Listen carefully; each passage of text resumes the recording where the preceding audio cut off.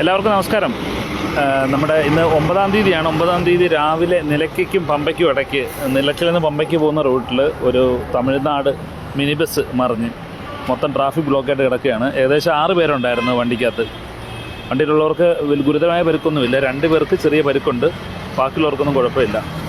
വണ്ടി turn എടുത്തപ്പം over സ്പീഡിൽ മറിഞ്ഞു പോയതാണ്.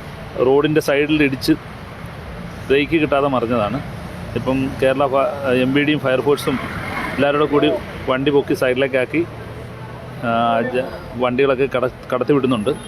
ഇപ്പം മൊത്തത്തിൽ ബ്ലോക്കായി കിടക്കുകയാണ്. സന്നിധാനത്ത് നല്ല തിരക്കുമുണ്ട് ഈ സമയത്ത്. റോഡൊക്കെ നല്ല തിരക്കായിട്ടിരിക്കുകയാണ്.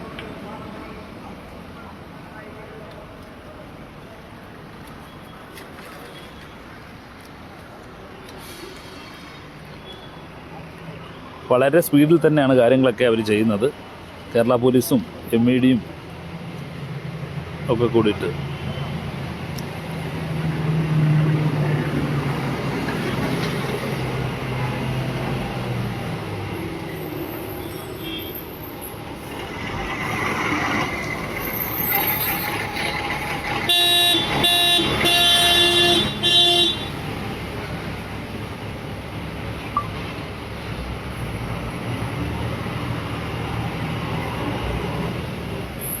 വണ്ടിക്ക് അങ്ങനെ ഭയങ്കരമായ കേടുപാടം സംഭവിച്ചിട്ടില്ല. ഒരു സൈഡിൽ ചില്ലും കാര്യങ്ങളൊക്കെ ചെറുതായിട്ട് പൊട്ടിയതേ ഉള്ളൂ.